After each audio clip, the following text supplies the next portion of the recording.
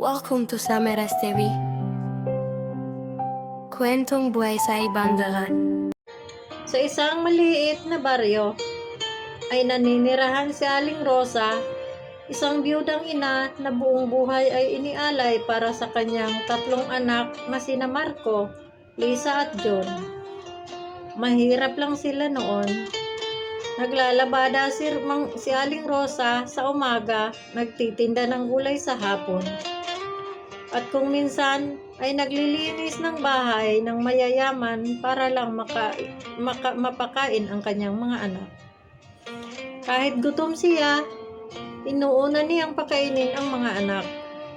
Kahit pagod siya, pinag-aaral niya ang mga ito. Madalas niyang sabihin, balang araw, magiging maayos din ang buhay natin basta magkakasama tayo. Lumaki ang magkakapatid na kapagtapos dahil sa sakripisyo ng kanilang ina. Si Marco ay naging supervisor sa Maynila. Si Lisa naman ay nakapag-asawa ng negosyante. At si John ay nagkaroon ng sariling tindahan. Unti-unting gumanda ang buhay ng magkakapatid. Ngunit kasabay ng pag-unlad nila, unti-unti nilang nakalimutan ang kanilang ina. Isang araw, nagkasundo sila noon si Aling Rosa nagkasundo silang kunin si Aling Rosa upang tumira sa bahay ni Marco. Ngunit pagdating doon, hindi siya itinuring na ina, kundi parang katulong. Ayan, Nay! Ikaw nang bahalang maglinis, ha? Busy kasi kami. Nay! Pakiplantya naman ang damit. Nay! Ikaw na muna ang bantay sa bata. Tahimik lang si Aling Rosa. Ngumingiti kahit pagod. Akala niya, normal lang iyon dahil mahal niya ang kanyang mga anak. Pagkaraan ng ilang buwan, ipinasa naman siya kay Lisa. Mas masakit ang trato doon. Nay, pakihugasan yung pinagkainan. Nay, bilisan mo naman. Ang bagal mo. Minsan pa, narinig niya sabi ni Lisa sa kaibigan. Nakakahiya nga eh. Matanda na kasi si Mama pero wala kaming choice. Parang pinagsakluban ng langit at lupa si Aling Rosa. Hindi siya sumagot. Tahimik siyang umiyak sa kanyang higaan habang yakap ang lumang litrato ng kanyang mga anak noong bata pa. Dumating ang araw, napunta naman siya kay John. Sa umpisa ay mabait ito. Pero habang tumatagal, Nay, pwede ikaw na muna ang sa tindahan. Nay, bantayan mo muna ito. Nay, huwag ka namang sakitin. Dagdag gastos ka.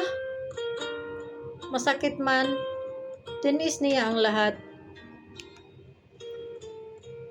Dahil para kay Aling Rosa, anak pa rin niya ang mga ito. Isang gabi, habang mag-isang naghuhugas ng pinggan si Aling Rosa, bigla siyang nahilo at bumagsak sa sahig. Ngunit walang nakapansin. Abala ang lahat sa cellphone at telebisyon. Kinabukasan, nilagnat siya ng matindi. Pero sa halip na alagaan, nagreklamo ang mga anak. Sinong mag-aalaga kay Mama? Busy ako. Ako rin may trabaho. Dalhin na lang kaya sa probinsya. Narinig lahat ni Aling Rosa. Tahimik siyang napaluha. Hindi dahil sa sakit ng katawan, kundi dahil sa sakit ng puso. Lumipas ang ilang araw. Isang madaling araw, hindi na nagising si Aling Rosa. Tahimik siyang pumanaw habang hawak ang rosaryo at litrato ng kanyang mga anak. Nagulat ang magkakapatid. Doon lamang nila nakita ang maliit na kahon sa tabi ng kanilang higaan ng kanilang ina. May laman ng mga lumang notebook, resibo at sulat. Binasa ni Marco ang sulat. "Anak, pasensya na kung minsan kulang ang baon mo noon. Naglalakad lang ako papuntang trabaho para may maidagdag sa pagkain nyo." Napaluha si Marco. Binasa naman ni Lisa ang isa pa. "Lisa, anak, ipinagbili ko ang alahas ng inyong ama para makatapos ka. Masaya akong makita kayong masaya."